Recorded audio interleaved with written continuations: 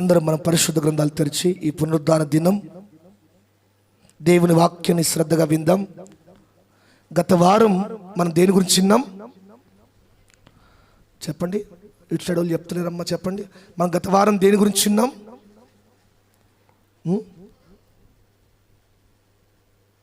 గుర్తులేదా? యెరూషలేము ప్రాకారం గురించి, ఆ ప్రాకారంలో ఏర్పాటు చేయబడిన 12 గుమ్మముల్లో మొదటి గుమ్మం గురించి మనం వినడం జరిగింది. మరి మొదటి గుమ్మం ఏ గుమ్మం? అది షీప్ గేట్ అని ఇంగ్లీష్లో అంటారు. అది దేనికి సూచనగా ఉందో కూడా విన్నాం. రక్షణకు సూచనగా ఉందని,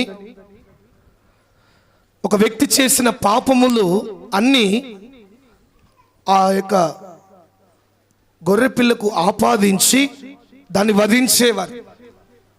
మరి క్రొత్త నిబంధన ప్రకారము దేవుని గొర్రెపిల్లగా యోహాను అంటాడు కదా, లోక పాపమును మోసుకొను దేవుని గొర్రెపిల్లగా యేసు ప్రభువారు మన స్థానంలో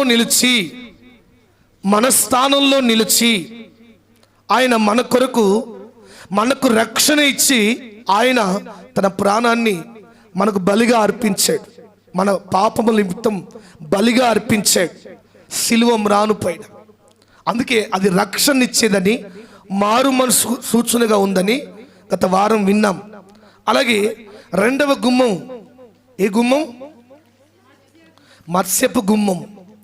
గత వారం కొద్దిగా వివరించాను. అదే మాటను కొద్దిగా క్లుప్తంగా వివరించి 2-3 గుమ్మాల గురించి మనం విని ఈ పూట మనం ముగిద్దాం. చదవండి నెహెమ్యా గ్రంథము 3వ అధ్యాయము. నెహెమ్యా గ్రంథము 3వ అధ్యాయము.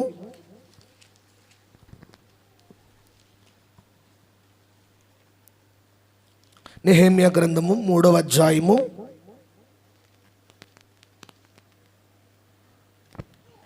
3వ వచనం. మత్స్యపు గుమ్మమును హస్సెనాయ వంశస్థులు కట్టిరి, మరియు వారు దానికి దూలములను ఎత్తి తలుపులు నిలిపి తాళములను గడియలను అమర్చిరి. చాలు. హల్లెలూయా. శబ్దం గట్టి హల్లెలూయా.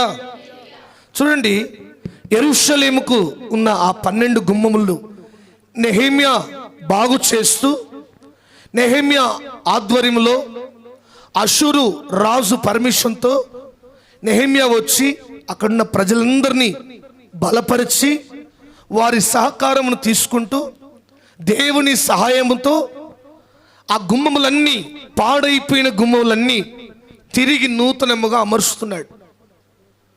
అయితే ఆ 12 గుమ్మములు మనకు 12 ఆత్మీయ పాఠాలు నేర్పుతున్నాయని గత వారం విన్నాం. మొదటి గుమ్మం రక్షణ గురించి, దాని యొక్క వివరణ గురించి విన్నాం. రెండవ గుమ్మం కూడా మత్స్యపు గుమ్మం. మత్స్యం అంటే చేప. యూదులకు ఒక గుర్తుంది. ఆ గుర్తు ఏంటంటే అది చేప విధానంలో ఉంటుంది. సరే, మత్స్యపు గుమ్మం దేని సూచిస్తుందంటే ఈ గొర్రెల గుమ్మము, ఈ యొక్క మత్స్యపు గుమ్మము దగ్గరగా ఉంటాయి. మూడోదిగా పాత గుమ్మము, నాలుగోదిగా లోయ గుమ్మం. ఈ 3వ గుమ్మానికి 4వ గుమ్మానికి చాలా దూరం ఉంది. కానీ ఈ మొదటి గుమ్మం, 2వ గుమ్మం చాలా సమీపంగా ఉంటాయి. ఈ యొక్క మత్స్యపు గుమ్మం దేనికి సూచిస్తుందంటే, మనం చూస్తాం, రక్షణను పంచిపెట్టడానికి, రక్షణను తెలియజేయడానికి, నీవు నేర్చుకున్న రక్షణ, నీవు పొందుకున్న రక్షణ, నిన్ను రక్షించిన ఆ యొక్క యేసుక్రీస్తు రక్తము ఎలాగైతే నువ్వు రక్షించబడ్డావో ఆ రక్షణ సువార్త అనేకులకు తెలియజేయడం గురించి ఈ మత్స్యపు గుమ్మము సూచనగా ఉంది. అందుకే ప్రభు తన సేవ కొరకు పిలుచుకున్నప్పుడు చేపలు పట్టేవారైన పేతురును, అంద్రేయును, పేతురును పిలుచుకున్నప్పుడు, నా యొద్దకు రండి, మిమ్మల్ని మనుషులు పట్టే జాలుగా చేస్తాను. వాక్యం అనే వల విసిరి, చేపలు దేనికి సూచనగా ఉన్నాయంటే మనుషులకు సూచనగా ఉన్నాయి. వాక్యం అనే వల విసిరి మనుషులను నా ఎద్దుకు ఆకర్షణీయంగా చేయవలనని పేతురును దేవుడు అనుకున్నాడు. ఈ మత్స్యపు గుమ్మం కూడా మనకు అదే నేర్పుతా ఉంది, సువార్తను ప్రకటించుట కొరకు. ఈ లోకంలో చూడండి, ఇప్పుడు చూస్తే సువార్త మీదనే ఆటంకాలు జరుగుతూ ఉన్నాయి. ఎక్కడ సువార్త వెళ్ళినా భయంకరమైన ఆటంకాలు. ఆఫ్రికా దేశం మీద సువార్త చేయడానికి ఆనాడు ఎవ్వరు వెళ్ళట్లా. ఎందుకంటే ఆఫ్రికా దేశంలో సరే మిగతా దాంట్లో అంటే డేవిడ్ లివింగ్స్టన్ ఇంకా చాలా మంది వెళ్ళారు. ఆఫ్రికా దేశంలోనే కొన్ని దీవులు ఉన్నాయి. ఆ దీవులలో మనుషులను తినే నరమాంస భక్షకులు ఉన్నారట. మా వింటున్నారా? మనుషులను తినే నరమాంస భక్షకులు ఉన్నారని ఆ వైపు సువార్తను మోసుకోవడానికి ఎవరు ముందడిగేట్లా. ఆ టైంలో జాన్ గ్లిప్టన్ అనే ఒక వ్యక్తి ఈ యొక్క దీవులలో ఉన్న వ్యక్తులకు, నరమాంస భక్షకులకు సువార్త అందజేయాలి, యేసు ప్రభు రక్షణ వార్త అందజేయాలి. నేను ఎలా రక్షించబడ్డానో, నా స్థితి ఎలాగ మారిందో, నేను ఎలాగా దేవుని కొరకు నిలబడ్డానో ప్రజలకు తెలియజేయాలి. ఆ భారాన్ని ప్రభు నాకు పెట్టాడు అంటే చాలా మంది ఆటంకపరిచారట. వారు అసలే నరమాంస భక్షకులు. ఆఫ్రికా అంటేనే చూడండి నాగరికతకు దూరంగా ఉన్న దేశాలు అవన్నీ. వారి భాష నీకు తెలియదు, వారి యొక్క చూడండి స్వభావం నీకు తెలియదు, ఎలా చెప్తావు అని ఎంతో మంది ఆటంకపరిచినా లేదు, నేను సువార్తను మోసుకెళ్ళాలి. దేవుడు నన్ను రక్షించింది మరికొంతమందికి రక్షణ సువార్తను అందజేయడానికి అని చెప్పి ఒక భారాన్ని కలిగి ఆఫ్రికా దేశానికి వెళ్ళాడంటండి. వెళ్ళిన 36 గంటలకో 48 గంటలకో అంటే వెళ్ళిన 3-4 రోజులకే చనిపోయాడు. చంపేసి అతను నాలుకను కోసుకొని భయంకరంగా చంపేశారు. ఆయన ప్రభుని అడిగిన వ్యక్తి ఒక మాట అడిగాడు, ఏంటంటే ప్రభువా నేను వెళ్తున్నాను, నాకు వారి భాష తెలియదు. చూడండి, భాష తెలిసి అందరం ఒకటే భాషలున్నా ఒకటే ఊర్లో పక్కింటోళ్ళకే మనం సువార్త చెప్పడానికి మొహమాట పడుతున్నాం. భాష తెలియదు, ఊరు తెలియదు, వ్యక్తిత్వాలు తెలియదు, స్వభావాలు తెలియదు. అయినప్పటికీ కేవలం దేవుడు తనను రక్షించిన విధానం బట్టి దేవుడు నాలో ఒక భారం పెట్టాడు. నేను అనేకులను రక్షణ పంచిపెట్టాలి, ఆ రక్షణ స్వార్థ తెలియజేయాలి, అనేకులను కొందరినైనా అగ్నిల నుంచి లాగాలి, ఆ నరకాగ్ని నుంచి లాగాలి. అందుకే మన దగ్గరకు వచ్చిన సేవకుడు రవికుమార్ గారు ఒక భారం కలిగి ఇప్పుడు కాన్ఫరెన్స్లు పెడుతున్నారు సేవకులకు, యవనస్తులకు. ఆయన కారు మీద ఒక మాట రాయబడి ఉంటుంది కారు మీద. నేను చూశాను, ఆయన కారు మీద ఎక్కడ ప్రపంచం అంతా తిరుగుతున్నాడు సువార్త ప్రకటన చేయాలని. ఆయన కారు మీద ఏముంటుందంటే కొందరినైనా అగ్నిలోంచి లాగండి, కొందరినైనా అగ్నిలోంచి లాగండి. నేను ఒకసారి అడిగాను, అన్న ఏంటి ఇట్లా ఏర్పాటు చేసినట్టు? నా దర్శనం అదే. మా డాడీ పాస్టర్ గారే, మా అన్న పాస్టర్ గారే ఆ యొక్క సంఘాన్ని వాళ్ళకే అప్పగించి నేను దేవుని అడిగాను, సంఘ పరిచయం చేయాలా, ఇవాంజలిస్ట్ పరిచయం చేయాలంటే నాకు ఇవాంజలిస్ట్ పరిచయం చేయాలన్నప్పుడు మరి ఎట్లా ప్రభువా నేను ఎట్లా పోషించబడాలి? సంఘమున్న వ్యక్తి, సంఘమున్న సేవకుడు ఆ సంఘం ద్వారా పోషించబడతాడు. నేను మంచిగా చదువుకున్నాను, మరి ఎట్లా పోషించబడినప్పుడు ఒక స్కూల్ని కట్టాలని ప్రభు ప్రేరేపణిస్తే రాజమండ్రిలో ఒక స్కూల్ కట్టాడు. ఆ స్కూల్ మేము వెళ్ళాం. స్కూల్ని కట్టి వాళ్ళ భార్య ప్రిన్సిపల్గా ఆ యొక్క స్కూల్ని అంతా నిర్వహిస్తున్నారు. ఈ బ్రదర్ మాత్రం దాని ద్వారా వచ్చే సహాయం అంతా ప్రభు పరిచయ నిమిత్తం ఎక్కడెక్కడ దేశాలు వెళ్తున్నాడు. దేవుని చిత్తం అయితే ఈ సంవత్సరంలో మన దగ్గర కూడా పెట్టాలని గన్పూర్ ప్రాంతంలో కూడా జిల్లాకు ఒక దగ్గర పెడుతున్నారు. మన గన్పూర్లో కూడా ఆ కాన్ఫరెన్స్ ఏర్పాటు చేయాలని చెప్పాం. దేవుని చిత్తం అవుతుంది. చూడండి, ఒక దర్శనం, కొందరినైనా అగ్నిలో నుంచి లాగాలి, కొందరినైనా ఆ నరకాగ్ని నుంచి తప్పించాలి. నేను పొందుకున్న ఆ యొక్క స్వార్థ, ఆ భాగ్యాన్ని అనేకులకు అందించాలని ఒక ఆశ తనను కూర్చొని చేసింది. వెళ్ళి ఆఫ్రికా దీవుల్లో వెళ్ళాడు. ప్రభుని అడిగంట, ప్రభా నేను వెళ్ళిన తర్వాత 8 గంటలు బ్రతికుంటూ చాలన్నాడట. ఎన్ని గంటలు? 8 గంటలు బ్రతుకుంటే చాలంటే దేవుడు 36 గంటలు ప్రభు అవకాశం ఇవ్వగానే ఈ 36 గంటలు ఏం చేస్తున్నాడు తెలుసా? సువార్త చెప్పాలా, వెళ్ళి ప్రార్థన చేస్తున్నాడు. ప్రభువా నేను ఎట్లా సువార్త చేయాలను, నాకు ఆ కృపను ఇవ్వండి ప్రభువా, ఆ కృపను ఇవ్వండి అని ప్రార్థన చేస్తుంటే 48వ గంటకు వాళ్ళు పట్టుకున్నారు, చెట్టు కట్టేశారు. కట్టేసి క్రూరంగా చంపివేస్తుంటే ప్రజలందరూ చూస్తూ ఉన్నారు. వారందరూ నరమాంస భక్షకులు కాల్చివేస్తున్నారు. ఆ వ్యక్తిని కాల్చివేస్తుంటే ఆ వ్యక్తులు మాత్రం సంతోషిస్తున్నాడట, సంతోషంతో నవ్వుతున్నాడు. మీకు తెలుసా, ఆ వ్యక్తి వెళ్ళాడు, ఆ వ్యక్తి చనిపోయిన కొన్ని సంవత్సరాలకి ఆ దీవంతా ప్రభువుని నమ్మిన దీవిగా మార్చబడింది. హల్లెలూయా, హల్లెలూయా. నీవు పొందుకున్న సువార్తను ఎంతమందికి తెలియజేస్తున్నావు? ఎంతమందిని? కనీసం రోజుకు ఒక్కరికైనా సువార్త చేస్తున్నావా? ఒక్కరికైనా దేవుని మాటలు పంచి పెడుతున్నావా? ఒక్కరినైనా దేవుని యొద్దకు నడిపిస్తున్నావా?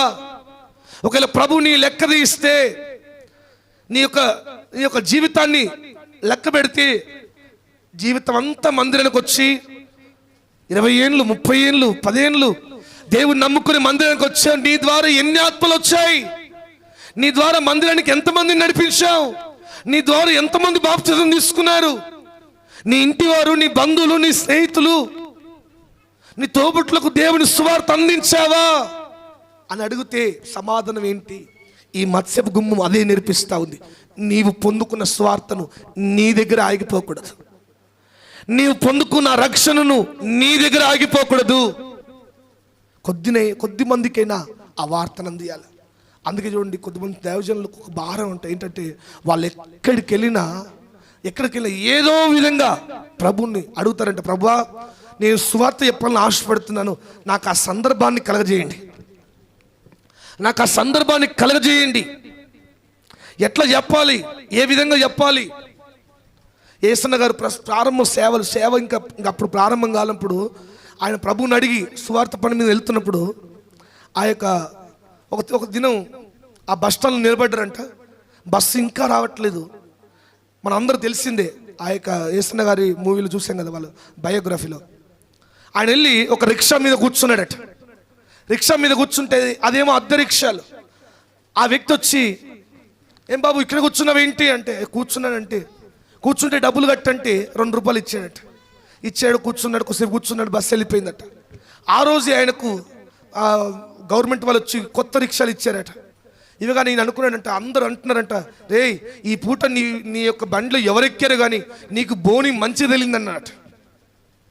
అప్పుడు ఈయన ఆలోచిస్తే ఆయన ఒక పాస్టర్ గారు, ఆయన ఎప్పుడు వస్తాడా అని ఆ బస్ స్టాండ్లో ఎదురు చూసి కొన్ని రోజులకు ఆయన రాగానే కూర్చోబెట్టి, బలవంతంగా కూర్చోబెట్టి ఆయన తీసుకెళ్తుంటే, ఏంటయ్యా మొన్న ఆ రోజు డబ్బులు అడిగావు, ఈరోజు డబ్బులు లేకపోయినా ఫ్రీగా తీసుకెళ్తున్నావు అంటే, అయ్యా మీరు అడుగు పెట్టిన తర్వాత నాకు కొత్త రిక్షా వచ్చింది, నా కుటుంబాన్ని పోషించడానికి ఒక ఆధారం కలిగిందంటే, అప్పుడు ఆ సందర్భాన్ని బట్టి నేను అడుగు పెడితేనే నీ జీవితం ఇంత ఉంటే, యేసు ప్రభు అడుగు పెడితే, యేసు ప్రభు నీ ఇంట్లో అడుగు పెడితే, మరి ఆయన అడుగు పెట్టాలంటే నువ్వు త్రాగకూడదు. మందు అలవాటు ఉంటే ఆయన అడుగు పెట్టాడు, సిగరెట్ ఉంటే ఆయన అడుగు పెట్టాడు అని చెప్పి అట్లా సువార్త చెప్పి ఆయన ఇల్లు ఆధారంగానే ఇప్పుడు ఆ పరిచర్య నిలబడింది. హల్లెలూయా. మొట్టమొదటి ఆ ఇంట్లోనే ఆ యొక్క మందిరం ప్రార్థన జరగడం, ఆరాధన జరగడం ప్రారంభించబడింది. ఇదంతా మనకు తెలిసింది. చూడండి, రోజుకొక్కరికైనా సువార్త పంచి పెట్టాలని ఒక భారం కలిగి ఉన్నారు. మరి ఈ పూట మందిరానికి వస్తున్నావు, ఎన్నెన్నో సార్లు ఎన్నెన్నో వాక్యాలు. నేను అంటాను, నువ్వు వినని వాక్యాలు ఎవరు వినుండరు. అన్ని వాక్యాలు విన్నావు, ఎన్ని విన్నా కదలిక లేని వాళ్ళ వలె ఉండొద్దు, కదలిక లేని వాళ్ళ వలె ఉండొద్దు. ఓ దినం చూడండి, సాధు సుందర్ సింగ్ గారు ఒక నదిలో పడిపోయిన చిన్న రాయిని తీశారట. తీసి చూస్తూ ఉన్నారు. ఈ రాయి కొన్ని వందల సంవత్సరాలుగా ఈ నీళ్ళల్లో ఉంది కదా, కొన్ని వందల సంవత్సరాల నుంచి దీని మీద వరదల వలె నీళ్లు పారుతున్నాయి కదా, ఈ రాయిలోకి ఒక్క చుక్క నీరైనా పోయి ఉంటుందా చూద్దామని చెప్పి ఒక సైడ్ కూర్చుని ఆ రాయిని పగలగొట్టాడంట. పగలగొడితే రాయి లోపల చెప్తలేరు పోయి ఉంటుందా? కొన్ని వందల ఏళ్ళ నుంచి నీళ్ళు పోయినా ఆ రాయిలోకి ఒక్క చుక్క నీళ్ళు పోలే. ఒక్క చుక్క, కనీసం ఒక్క చుక్క డ్రాప్ అయినా దాంట్లో లేదు, తడి లేదు. అప్పుడు అనుకున్నాడు, చూడండి ఈ రాయి, ఇటువంటి రాళ్ళ లాంటి మనుషుల మధ్య దేవుడు నన్ను పంపిస్తున్నాడని. నేను అంటున్నాను, మన హృదయాలు కూడా రాళ్ళ వల్ల అయిపోతున్నాయి. ఎన్నో సంవత్సరాలు నీ మీద నుంచి దేవుని వాక్య ప్రవాహం వెళ్తా ఉన్నా నీ గుండెల్లో ఒక్క చుక్క అయినా దేవుని వాక్యం గురించిన భారం, దేవుని సేవ గురించిన భారం, సువార్త గురించిన భారం, సంఘం గురించిన భారం లేకపోతే నీవు కూడా రాయి లాంటి వారివే. ఎన్ని వాక్యాలు వింటే ఏం లాభం? నీ గుండెల్లో ఆ భారం లేకపోతే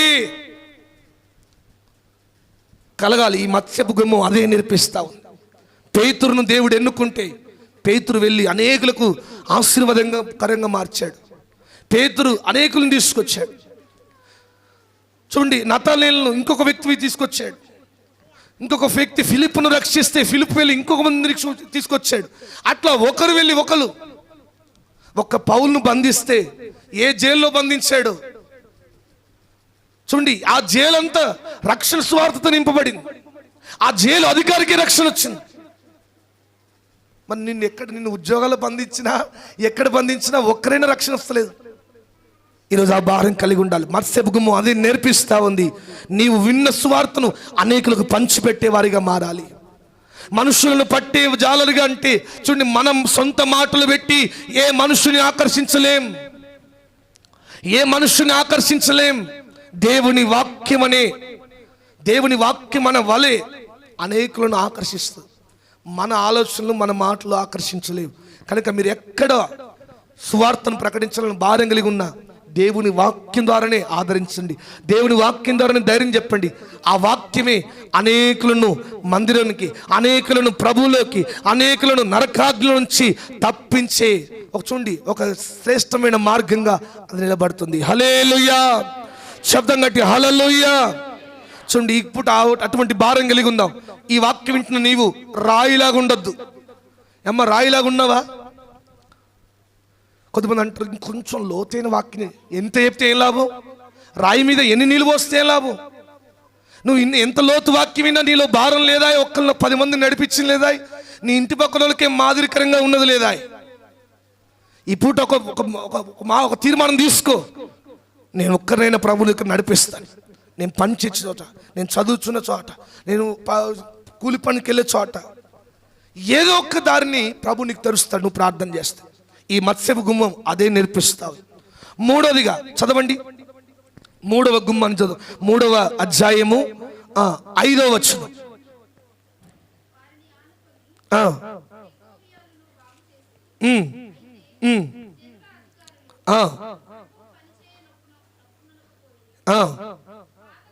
పాత గుమ్మమును బాగు చేయువారు ఎవరనగా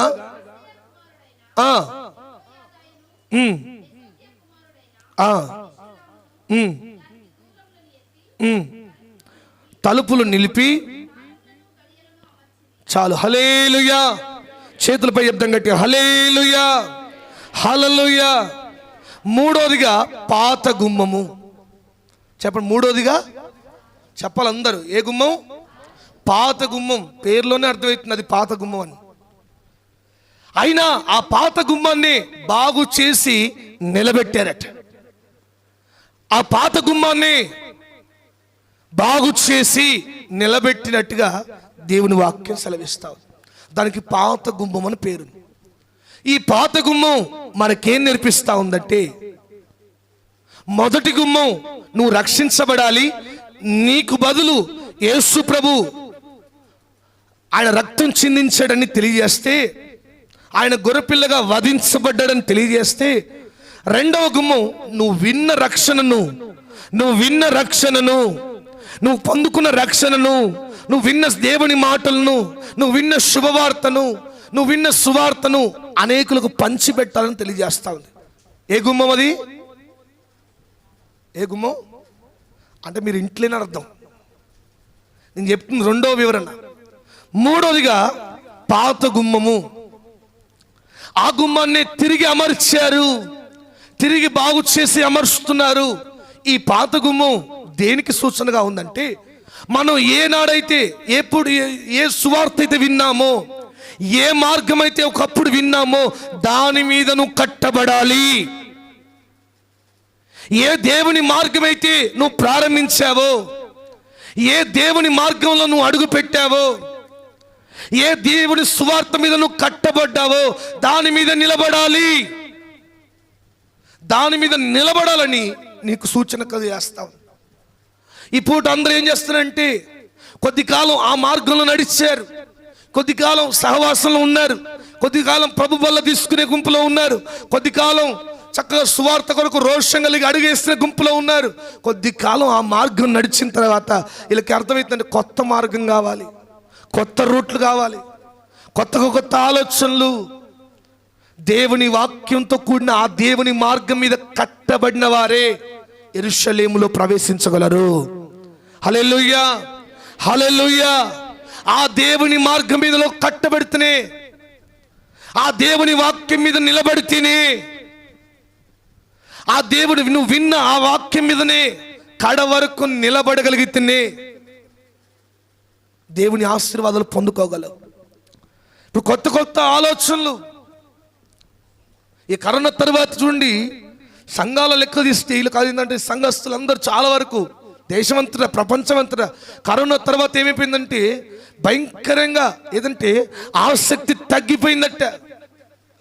ఏమైపోయిందంటే లైవ్లో చూడొచ్చు కదా, లైవ్ ఉండే మనకు ఈ పూట ఆరాధన కొంచెం లేట్ అయినా ఏం కాదు, లైవ్లో చూడొచ్చు. ఒకరు కాకపోతే 10 మంది సేవకులు ఉన్నారు మనకు, లైవ్లో చూడొచ్చు అన్న ఒక తీరు వచ్చేసింది. కొత్త వరవడి మీద నిలబడకూడదు. దేవుడు ఆ టైంకి మనకు అవకాశం ఇచ్చాడు. ఆ కరోనా టైంలో దేవుని వాక్యం వినడానికి దేవుడు ఒక అద్భుతమైన అవకాశం ఇచ్చాడు. విన్నాం. ఇప్పుడు మందిరానికి వెళ్ళడానికి అవకాశం ఉంది, ఆయన వెళ్ళలేని వారు. ఇప్పుడు ఫ్రీ బస్ ఉంది చూడండి. ఇప్పుడు ఆ మందిరికి ఒక సేవకుడు వచ్చారు ఇంతమందికి ఆత్మకూరులో. ఆ పాస్టర్ గారు చెప్తుంటారు, నేను ఎప్పుడు చెప్పినట్టు అన్న జబరాదన్న మీ గురించి చెప్పారన్నా అని చెప్తుంటే మస్తు సంతోషపడుతుంటారు. ఏంటంటే ఆ ఆత్మకూరులో ఉన్న వాళ్ళందరూ ఎక్కువ శాతం అందరూ ఆలేరు ఆత్మకూరు ఉన్న వాళ్ళందరూ హైదరాబాద్ పనికి వెళ్ళిపోయారు. చిన్న పనులు చేసుకుంటూ అక్కడే ఉన్నారు. ఉంటే ప్రతి నెల 3 వారాలు 4 వారాలు జాషువా చర్చ్ కానీ, జబరాన చర్చ్ కానీ, అలా ఇంకొక జాయన చర్చ్ కానీ, అక్కడ ఎక్కడెక్కడ ఉన్న వాళ్ళు అక్కడ అందరూ వెళ్తారట. 4వ వారం కాగానే తిరిగి తల్లి సంఘంకి వస్తారట. చాలాసార్లు ఇది గమనించారట. అరే వీళ్ళు ప్రభు బలి ఇచ్చటం కనబడతలేరు. ఒకసారి అడిగాడట. అంటే అడిగితే, అమ్మ ఏం మీరు రావట్లేదు ఏంటి, మీరు నమ్మకంగా వస్తున్నారు, ప్రతి వారం వస్తున్నారు, ప్రతి ఆరాధనకు వస్తున్నారు, ప్రతి పరిచయంలో ఉంటున్నారు, మరి ప్రభు నాడు కనబడట్లేదు అంటే, అయ్యా మేము మా తల్లి సంఘంలో మమ్మల్ని రక్షించిన సేవకుని దగ్గర మేము ప్రభువులు తీసుకోవడానికి నెలకొకసారి మేము అందరం ఎక్కడున్నా మళ్ళీ ఆ ప్రాంతానికి వెళ్తాం. ఆ సేవకుడు చెప్పాడంట, నాతో చెప్తున్నాను, నెలకొక్కసారి అయినా దేవుని సేవలు చూడండి. దేవుని సేవకులతో సహవాసంలో మన తల్లి సంఘంలో కలవపోతే నువ్వు రక్షించబడేందుకు నీకు ఆ సహవాసానికి ఏం అందుతూ ఉండట్టు. నాకు విన్నప్పుడు ఆశ్చర్యం అనిపించింది. చూడండి, ఒకప్పుడంటే బస్సులు లేవు, ఛార్జీలకు అయ్యా రావాలండి. ఇప్పుడు ఫ్రీ బస్సే. మన అందరూ హైదరాబాద్లో ఎక్కడెక్కడ ఉంటారు. రావాలనుకుంటే ఆ సహవాసంలో ఉండాలనుకుంటే ఒకసారి మళ్ళా మన సంఘంలో అందరం కలిసి ప్రభు పరిచయంలో ఉండి ఆ ప్రభు వాళ్ళు తీసుకొని అంత సంతోషంగా రావచ్చు. దేవుని మార్గం మీద కట్టబడిన వారైతే వారి జీవితంలో వారు ఉన్న చోటనే విజయాన్ని చూస్తారు. ఈ పాత గుమ్మం అదే నేర్పిస్తా ఉంది. నీవే వాక్యం అయితే విన్నావో ఆ వాక్యం మీద కట్టబడు. మళ్ళా కొత్త ఆలోచనకు వెళ్తున్నావు, కొత్త మార్గాలు వెంబడిస్తున్నావు, కొత్త మాటలు నిన్ను చుండి డిస్ట్రాక్ట్ చేస్తున్నాయి, తప్పిస్తా ఉన్నాయి. నెహెమ్యా చూడండి, ఒక భారం కలిగి ఉన్నాడా, వెళ్ళాడు. ఆ తనలో ఉన్న భారాన్ని ప్రజలందరికీ చెప్పాడు. మన మందిరాన్ని తిరిగి మనం కట్టుకోవాలి, తిరిగి మనం నిర్మించుకోవాలి, మన దేవుని పట్టణమైన యెరూషలేమును మనమే బాగు చేసుకోవాలని పురికొల్పాడట. మరి నీవెంతమంది పురికొల్పుతున్నావు దేవుని మార్గంలోకి రావడానికి? అసలు నువ్వు పురికొల్పే వ్యక్తిగా ఉన్నావా? ఉన్న ఆసక్తిని కాస్తావు. ఏం పోతుంది నిదానం పోవచ్చు. పాస్టర్ ఎట్లా పోయినా 11 గంటలకు ముగిస్తారు కదా, లాస్ట్ వరకు పోదంతి. అమ్మ మందిరం పని చేస్తాం రండమ్మా అంటే ఏం పోతాం, మనకు పనులు లేవా? ఒకళ్ళు బయట ఉన్నారు అనుకోండి, నువ్వు పురికొల్పించే వ్యక్తివేనా? నెహెమ్యా వంటి వ్యక్తివేనా? ఒకరు అందరు కలిసి చేద్దాం, ఈ పని చేద్దాం, ఇది మనది, మనం పూర్తి చేసుకుందాం, తలా ఒక్క అందరు చేసి వెంటనే అయిపోతుంది అని ఆసక్తిగా వాళ్ళే కట్టుకుంటారులే, పాస్టర్ దగ్గర బస్తు పైసలు ఉన్నాయి వాళ్ళు కట్టుకుంటారులే, మాకెందుకు భారం? నేను అంటాను, దేవుడు ఆశీర్వాదించేటప్పుడు నీ ఆశీర్వాదం కట్ చేస్తాడు, నీకు ఏడు. ఎందుకంటే నీకు భారం లేని వ్యక్తి, పురికొల్పే వ్యక్తి కాదు, ఆ వచ్చే వ్యక్తిని కూడా ఆటంకపరిచే వ్యక్తివి. నిజమే, ఒకళ్ళ భారంతో మేము కట్టుకున్నాం అనుకో, ఆశీర్వాదం కూడా మాకే వస్తుంది. యెరూషలేముకు నెహెమ్యా ఒక్కడే కట్టాడా? అసురు రాజు పర్మిషన్ ఉన్నాయి, దూలాలు తీసుకున్నాడు, మనుషులను తీసుకున్నాడు. మరి నెహెమ్యా ఎందుకు వచ్చి అక్కడి మనుషులను సాయం తీసుకుంటున్నాడు? ఇప్పుడు రాజే చెప్పాడు, నీకెంత ధనదిని కావాలో, నీకెంత దూలాలు కావాలో, ఎన్ని చెట్లు కావాలో, ఎన్ని రథాలు కావాలో తీసుకెళ్ళు, సమస్తముని చేతికి అప్పగిస్తున్న నెహెమ్యా అంటే అవన్నీ ఉన్నా వచ్చి ఈ యెరూషలేం ప్రజలందరితో మాట్లాడుతున్నాడు. మన మందిరాన్ని మనం కట్టుకోవాలి, మన దేవుని ఆలయాన్ని మనం కట్టుకోవాలి, మన యెరూషలేము గుమ్మములు తిరిగి నిలబెట్టాలి, తిరిగి ప్రాకారాలు కట్టాలి, ఇది దేవుని పట్టణం అంటే ఒక్కొక్కరికి ఒక బాధ్యత అప్పగించాడు. 12 గుమ్మాలు చూడండి, ఒక్క గుమ్మం నెహెమ్యా నిలబెట్టిండా? నెహెమ్యా పురికొల్పుతున్నాడు. ఏ కుటుంబం వారు, ఏ వంశం వారు దాన్ని నిలబెడుతున్నారో తేటగా దేవుని వాక్యం సెలవిస్తావు. మరి ఈ వాక్యం దేవుని బిడ్డలారా, నీవు కూడా ఒక భారం కలిగి లేకపోతే ఎట్లా? దేవుని ఆలయం కట్టబడతా ఉంది. ఒక మా డాడీ చెప్తున్నాడు, 40 రోజుల ప్రార్థనలో మందిరం గురించి ప్రార్థన చేయమని చెప్పినావా? ఏం చేసినాం? మనిషికి ఒకరికి అవకాశం ఇస్తున్నాం, ప్రార్థన చేస్తున్నాం. డాడీ అక్కడ పక్కన కూర్చున్నా, నీకు కూర్చున్నా, ఒక సహోదరి ప్రార్థన ఇచ్చినాం. ఆమె ప్రార్థన చేస్తా, అయ్యా మేమైతే ఉట్టి ప్రార్థన చేసేవాళ్ళం అయ్యా, మేమైతే సాయం చేసేవాళ్ళం కాదయ్యా. ఆమె డైరెక్ట్ చెప్తుంది. డాడీ చూసినావా? అవును, అందరూ ఇదే, ఒకరు ప్రార్థన చేస్తే అదే ఎత్తురిగా ఏంటంటే, అయ్యా మేము ఓన్లీ ప్రార్థన చేసేవాళ్ళం అయ్యా కాదు. మనం ఒక సహాయం లేకపోయినా ప్రభు ఇస్తాడు. అయ్యా దేవుడు, అయ్యా మా ద్వారా కూడా సాయం చేయించండి అయ్యా మీరు. మాకు ఒక సేవకుడు అన్నాడు, ఒక పాస్టర్ గారు ఏమనంటే, మీ మందిరం అయిపోయిన తర్వాత చూడండి, నువ్వు నా మందిరం కూడా సాయం చేయాలంటే, అన్న నాకు సహాయం చేసినంత సమృద్ధి వస్తే ఖచ్చితంగా చేస్తానని చెప్పిన. మాకు సహాయం లేకపోవచ్చు, సహాయం చేసేంత సమృద్ధిలో నేను ఉంటే తప్పకుండా చేస్తాం. అటువంటి ప్రార్థన చేయండి. నువ్వు ఇండైరెక్ట్గా ఏం చెప్తున్నావు అంటే, అయ్యా మా దగ్గర డబ్బులు నువ్వే కట్టుకో అయ్యా అన్నట్టుగా. ప్రార్థనలో కూడా నేరుగా చెప్పడం, ప్రార్థన చేస్తుండే నేను కరెక్ట్గా ఒక 2-3 గమనించిన, అయ్యా మేము వట్టి ప్రార్థన చేసేవారం అయ్యా, నువ్వే సాయం చేయంటే దేవుడు సహాయం చేస్తాడు. అయితే వ్యక్తులను ఏర్పాటు చేసుకుంటాడు. నెహెమ్యా, దేవుడు నెహెమ్యా ఒక్కరు హృదయంలో భారం పెడితే నెహెమ్యా వెళ్ళి ఆ గోత్రాల వాళ్ళందరినీ, 12 గోత్రాల వారందరినీ నిర్మించి, ఇది మనది, మనం ప్రయాసపడాలి. ఏ వాక్యమైతే మనం విన్నామో, ఏ రక్షణ అయితే మనం పొందుకున్నామో దాని మీదే కడ వరకు నిలబడాలి. కొత్త ఆలోచనలు, ఇప్పుడు టెక్నాలజీ పెరిగిపోతుందని చెప్పి, అన్ని పెరిగిపోతున్నాయని చెప్పి కొత్త వరబడి మీద మనం అవసరం లేదు. కొంతమంది అంటారు చూడండి, ఒక రెనాల్డ్ బాంకే అనే దైవసేవకుడి గురించి నేను విన్నాను. ఆయన ఒక మంచి కాలేజీలో లెక్చర్ ఇవ్వడానికి వెళ్ళాడంట. లెక్చర్ ఇవ్వడానికి వెళ్తూ, అంటే స్పీచ్ ఇవ్వడానికి వెళ్తూ, ఆ మోటివేషన్ క్లాస్ ఇవ్వడానికి వెళ్తూ బైబుల్ని తీసుకెళ్ళాడట. బైబుల్ని తీసుకెళ్ళి ఆయన స్పీచ్ చెప్తుంటే అందరూ ఆశ్చర్యపోతున్నారు. దాంట్లో ఒక ఆయన లేచి, సార్ మీరు చెప్పే స్పీచ్ అద్భుతంగా ఉంది, అయితే మీరు చెప్పేదంతా టెక్నాలజీ గురించి కొత్తగా, అసలు మేము ఎప్పుడు వినని మాటలు, ఎప్పుడు వినని మోటివేషన్ మేము వింటున్నాం. అయితే మీరు చెప్పే అన్నిట్లో కొత్తదనం అవపడుతుంది, కానీ మీ చేతిలో మాత్రం పాత పుస్తకం ఉంది సార్. ఆ పాత పుస్తకం తీసేసి కొత్తది ఏదన్నా ఇప్పుడు చాలా మంది రాస్తున్నారు కదా, ఆ కొత్తదాన్ని పట్టుకుని మీరు ముందుకు వెళ్తే ఇంకా గొప్ప వాళ్ళు అవుతారు సార్ అన్నాడట. అప్పుడు ఆయన అన్నాడు, ఇది పాత అయిపోయింది అంటున్నావు కదని చెప్పి పిలిచి, ఆ వ్యక్తిని పిలిచి బయటికి చూపెట్టాడు. ఏముందంటే సూర్యుడు కనబడుతున్నాడు. ఆ సూర్యుడు, ఆయన ఆ యొక్క వయసు ఎంత తెలుసా అన్నాడంటే 14 లక్షల సంవత్సరాలు సార్ అని చెప్పాడట. ఆ సూర్యుడన్నా తన కాంతిని ఎప్పుడైనా తగ్గించాడేమో కానీ ఆ సూర్యుడు ఎప్పుడైనా పాతపడ్డా? లేదు. ఎప్పుడు అనునిత్యము అనునిత్యము తాను ఆ యొక్క కాంతిని అనుగ్రహిస్తూనే ఉన్నాడు. ఒకవేళ ఆ సూర్యుడైనా పాతబడిపోతాడేమో, ఆ సూర్యుని వెలుగైనా తగ్గిపోతుందేమో, కానీ నా దేవుని వాక్యములో ఉన్న శక్తి మాత్రం తరిగిపోదు. అందరు చప్పట్లు కొడుతూ ప్రభు నామపరచం గట్టిగా హల్లెలూయా. ఎన్ని తరాలు మారినా, ఎన్ని తరాలు వచ్చినా దేవుని వాక్యంలో శక్తి అలాగే ఉంది. ఆనాడు నెహెమ్యాను బలపరిచిన శక్తి, ఆనాడు నెహెమ్యాను పురికొల్పిన దేవుని వాక్యం, ఈరోజు ఆ శక్తి ఈరోజు అలాగే ఉంది. దాన్ని విశ్వసించిన వారందరూ ఆ శక్తి మీద నడవబోతున్నారు. హల్లెలూయా. ఆ శక్తిని పొందుకొని వెళ్ళబోతున్నారు. ఆ దేవుని వాక్యం అలాంటిది. ఆ దేవుని మార్గం మీద కట్టబడిన వారుగా ఉండాలి. తొలగిపోకూడదు, వీడిపోకూడదు. దేవుని మార్గం మీద ఉంటే నీకు కావాల్సిన అవసరాన్ని ప్రభు నీ చెంతగా పంపిస్తాడు. బైబిల్లో మనం చూస్తే ఒక వ్యక్తి ఉన్నాడండి. ఆ వ్యక్తి పేరు యెఫ్తా. చెప్పండి, ఏం పేరు? యెఫ్తా అనే పేరు.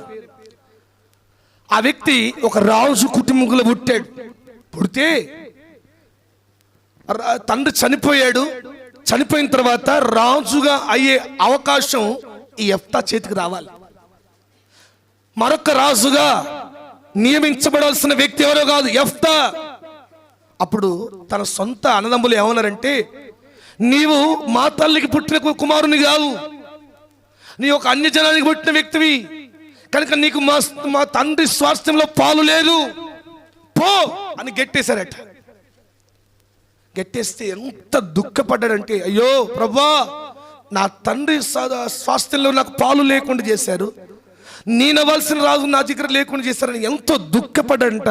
వెళ్ళి ఎక్కడో అడవిలో ఎక్కడో మూలకు ఉన్నాడట. దుఃఖంతో వేదంతో అలా రోజులు గడుస్తూ ఉన్నాయి.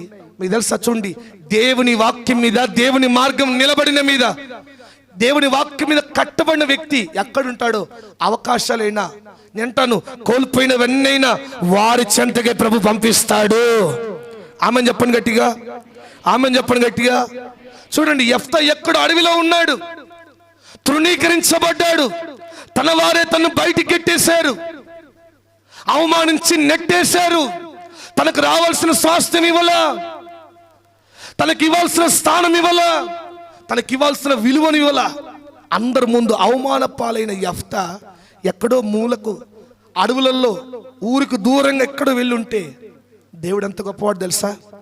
తాను ఏ వాక్యం మీద అయితే నిలబడ్డాడు, ఏ దేవుని మీద అయితే ఆధారపడ్డాడు, ఆ దేవుడు ఎంత గొప్పవాడు తెలుసా? చూడండి, ఎవరైతే తృణీకరించారో వారే వచ్చి, ఎవరైతే బయటికి గెట్టేశారో వారే వచ్చి యెఫ్తా ఎక్కడున్నారో వెతికి, ఏ అడవిలో ఉన్నాడో, ఏ మూలకున్నాడో ఆ మూలకొచ్చి, అయ్యా యెఫ్తా, నీవే మాకు రాజుగా ఉండాలి. చప్పలు కొట్టండి గట్టిగా, హల్లెలూయా. నీవే మాకు రాజుగా కావాలయ్యా, నీవే మాకు రాజుగా మరలా నువ్వు నిలబడండి అయ్యా. అంటే అయ్యా, నువ్వు నెట్టివేసావు కదా, నువ్వు తృణీకరించావు కదా. తృణీకరించామయ్యా, నిన్ను తృణీకరించి మేమేం కోల్పోయామో తెలుసుకున్నాం.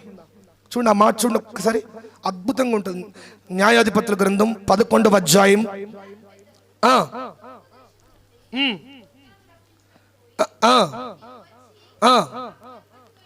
నీ వచ్చి మాకు అధిపతి వై ఉండుము. చాలు, హల్లెలూయా. చేతులపై శబ్దం గట్టి హల్లెలూయా. చూడండి, యెఫ్తా జీవితం చూడండి, అద్భుతం చూడండి.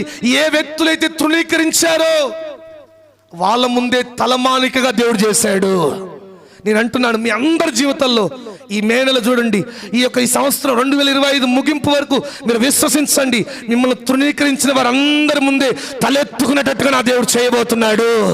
అవమానించిన వారి ముందే ఆశీర్వదించబడే స్థితి ప్రభు మీకు ఇచ్చునుగాక, ప్రభు మీకు అనుగ్రహించునుగాక. యెఫ్తా వలె ప్రభు మిమ్మల్ని గలపరచునుగాక. ఎవరైతే అన్నారో వాళ్ళే వచ్చి సాగిల పడుతున్నారు, ఎవరైతే నెట్టివేశారో వాళ్ళే వచ్చి సాగిల పడేటట్టుగా దేవుడు చేశాడు.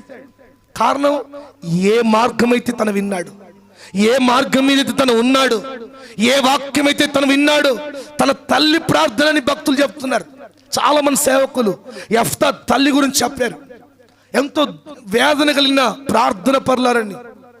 అంటాను, తాను నేర్పినది యెఫ్తా మర్చిపోలేదు. అందుకే యుద్ధానికి వెళ్ళేటప్పుడు దేవుని సన్నిధిలో వేడుకుంటాడు, ప్రభా ఈ యుద్ధం మీద గెలిస్తే నేను యుద్ధానికి వెళ్ళి వచ్చినప్పుడు ఎవరైతే నాకు మొదటిగా ఎదురవుతారో వారిని నీకు బలిగా ఇస్తాను. సరే బాగుంది, తీర్మానం బాగుంది అనుకున్నామా? వెళ్ళాడు, యుద్ధం మీద విజయం పొందుకున్నాడు, వచ్చాడు. వస్తే ఈ వార్త యెఫ్తాకు ఒక్క బిడ్డ అంటండి, ఒక్కగానొక్క బిడ్డ. తన ఇంట్లో మీ నాన్న విజయం పొందుకొని సంతోషంతో వస్తున్నాడంటే సంతోషంగా ఎదురుపోవడానికి వెళ్ళిందండి. వెళ్ళి ఆ యొక్క తండ్రికి ఎదురుగా వెళ్తే తండ్రి ఎంత దుఃఖపడుతున్నాడు తెలుసా? అయ్యో నాకు పడితే ఎందుకు వచ్చావు నీవు? నేను దేవునికి మాట ఇచ్చాను. మరి మాట తప్పాడా? అదే మాట మీద నిలబడ్డాడు. ఏ వాక్యమైతే తను విన్నాడు, ఏ మాట అయితే తను విన్నాడు, అదే దేవుని మీద కడవరకు విశ్వసించి కడవరకు తన మీద నమ్మకం ఉంచాడు. ఆ దేవుడి గొప్ప విజయాన్ని యెఫ్తాకి ఇచ్చాడు. హల్లెలూయా! చేతులపై యుద్ధం కట్టి హల్లెలూయా!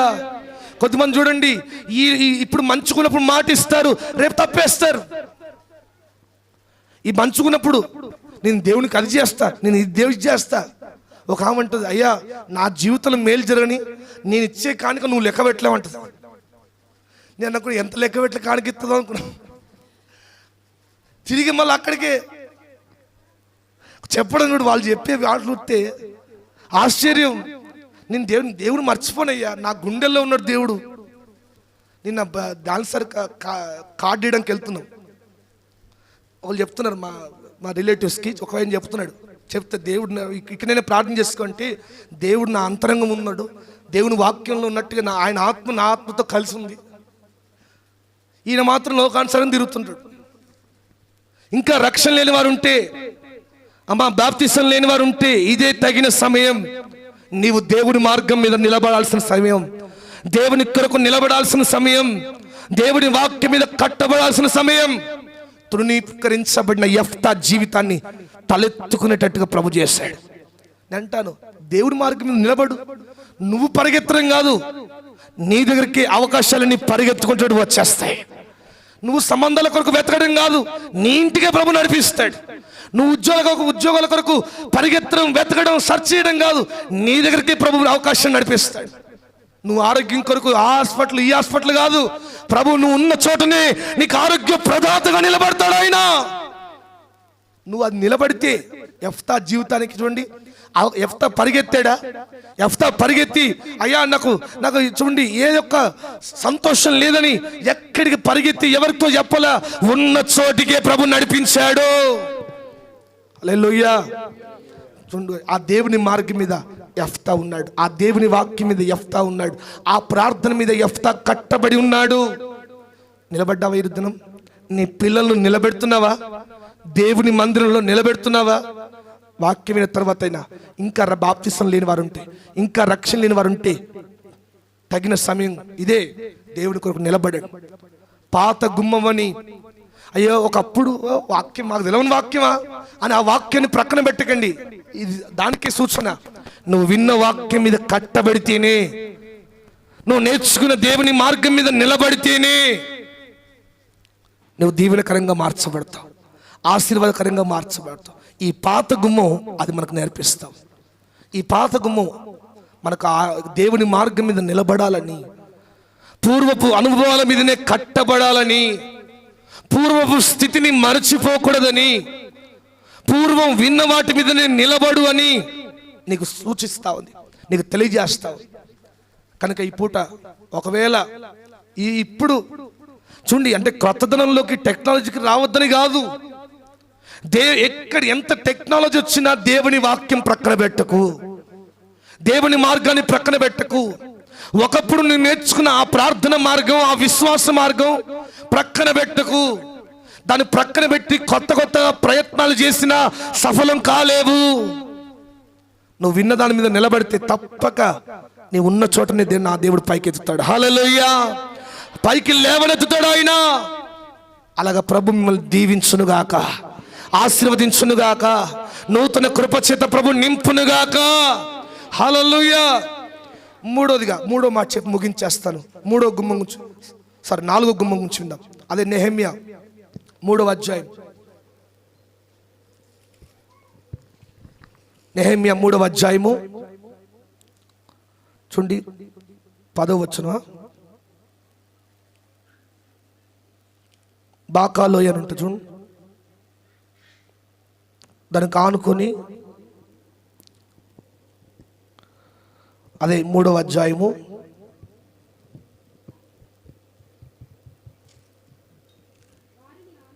వారిని ఆనుకొని ఉమ్, ఉమ్, ఉమ్, ఉమ్, ఉమ్, ఉమ్. 15వ వచనం.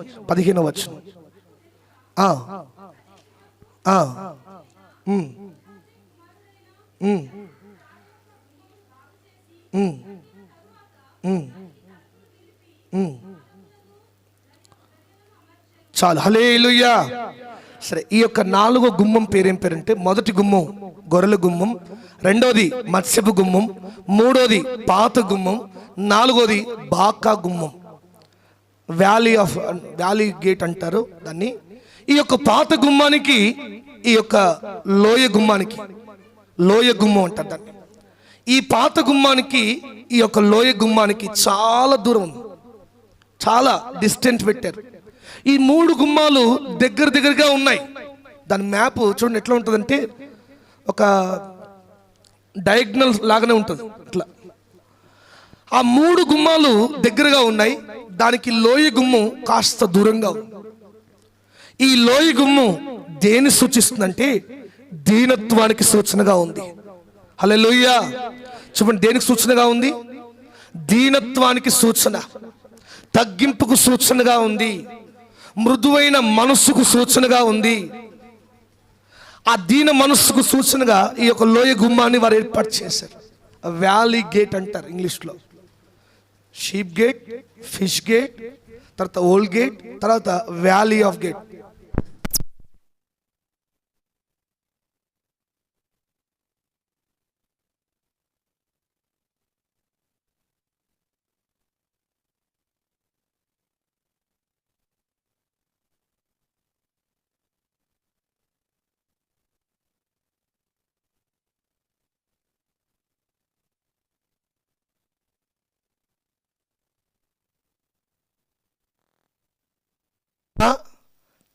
ఆ యొక్క దీన మనస్సు లేకపోతే ప్రభు నీకు అనుగ్రహించలేడు, ప్రభు నీకు దీవెన అనుగ్రహించలేడు, తన కార్యాలను నీ జీవితంలో చేయలేడు. చూడండి, మనం బైబిల్లో గమనిస్తే కాలేబుకు కుమార్తె ఉంటుంది, ఆమె పేరు అక్స. ఆమె పేరు అక్స. ఈ అక్స చూడండి, అప్పటికే కాలేబు అందరికి పంచిపెట్టాడు, తన కుమార్తెకు కూడా ఆ భూమిని ఇచ్చాడు, ఆ స్వాస్థ్యాన్ని ఇచ్చాడు. అయితే అక్స తన భర్తను ప్రేరేపిస్తుంది ఏంటంటే, మా నాన్నను ఇంకేదైనా భూమి అడగాలి, మంచి శ్రేష్టమైన పల్లం ఉన్న భూమి అడగాలి, శ్రేష్టమైన స్వాస్థ్యం అడగాలంటే వెళ్ళడానికి వెళ్తారు. నిజానికి ఇవ్వలేని పరిస్థితులు అక్కడ ఉన్నా ఈ యొక్క అక్స తాను వస్తున్న ఆ వంట మీద నుంచి దిగి ఒక తగ్గింపు మనసుతో తన తండ్రి దగ్గరికి వెళ్ళినప్పుడు, ఏ భూమి అయితే తనకు కావాలనుకున్నదో మంచి నీటి మడుగులున్న భూమిని తన కుమార్తెకు స్వాస్థ్యంగా ఇచ్చాడట. హల్లెలూయా, హల్లెలూయా. ప్రతి చోట మనం చూస్తే దీన మనసు కలిగిన వారికి దేవుడు సమృద్ధిగా దీవెనలు కానీ, సమృద్ధిగా కృపని కానీ, సమృద్ధిగా అవకాశాలు కానీ ప్రభు అనుగ్రహించినట్టుగా మనం చూస్తాం. ఈ యొక్క లోయ గుమ్మం అదే నేర్పుతా ఉంది. ఈ లోయ గుమ్మం అదే నేర్పుతా ఉంది. దీన మనసు కలిగి ఉండడం అంటే అర్థం ఏంటంటే, ఏమీ లేకుండా ఉండడం కాదు. అన్నీ ఉన్నా, అన్ని తలాంతులు ఉన్నా, అంత జ్ఞానం ఉన్నా, అంత అందం ఉన్నా, ఆస్తిపాస్తులు ఎన్ని ఉన్నా, దేవుని మందిరంలో, దేవుని సముఖంలో నీవు ఉన్న చోట, నీవు నిలిచిన చోట ఎక్కడైనా ఆ దీనత్వం ఏం చేస్తుందంటే నిన్ను ఘనమైన స్థితిలో కూర్చోబెడుతుంది. హల్లెలూయా, హల్లెలూయా. ఓ రోజు ఒక వ్యక్తి మందిరానికి వెళ్ళాడంట. ఆ మందిరం కొండ మీద ఉంది. ఆ మందిరం కొండ మీద ఉంది. ఆ మందిరం ఆ కొండ మీద ఉంటే ఆ కొండ మీద మందిరానికి వెళ్ళాడు. సమయం చూడండి, 9 గంటకేమో స్టార్ట్ అని చెప్పారని చెప్పి ఒక అర్ధగంట ముందే వెళ్ళాడు. ఏ కారు? మారుతి 800 కారు వేసుకొని వెళ్ళాడు. వెళ్ళిన తర్వాత ఆ మందిరం లోపలికి వెళ్తే ఎవ్వరు లేరు. అరే, టైంకి స్టార్ట్ అవుతుందని చెప్పారు, ఈ వారంలో ఎవరు లేరని చెప్పి అందరు చూస్తున్నారట. ఈ వ్యక్తి వెళ్ళి చూస్తూ ఉన్నాడు. అంత చైర్స్ అని చూస్తే అంటే ఎవ్వరు లేరు. ఒక్క ఆమె ఉందంటండి.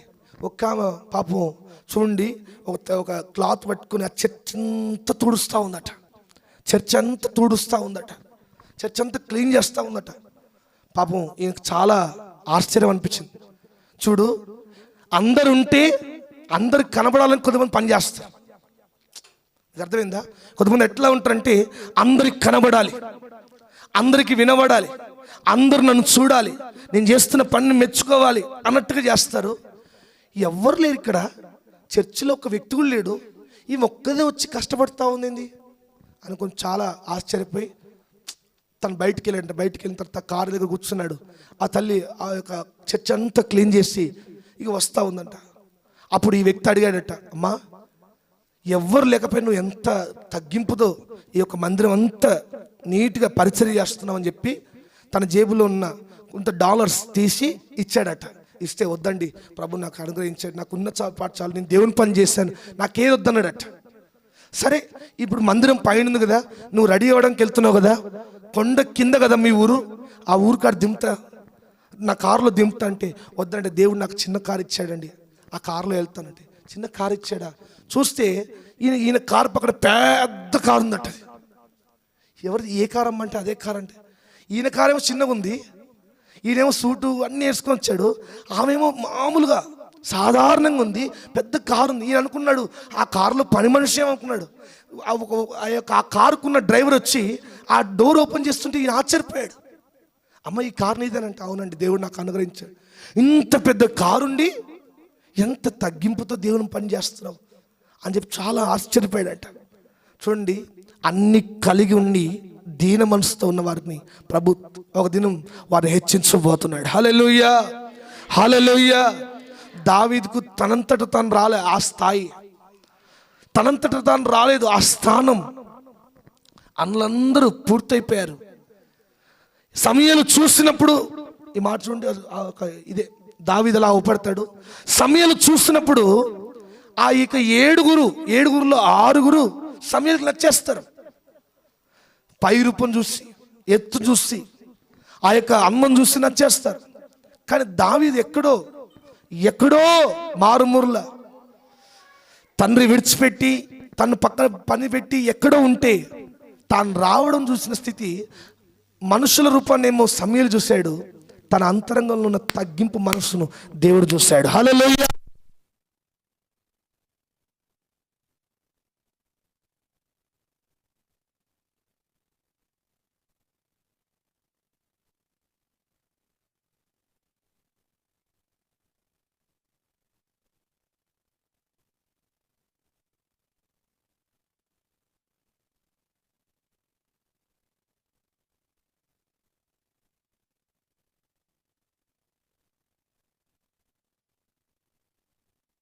దేవుని మందిరానికి వచ్చిన ఒక దీనత్వం కలిగి ప్రభు సన్నిధిలో వేడుకుందాం.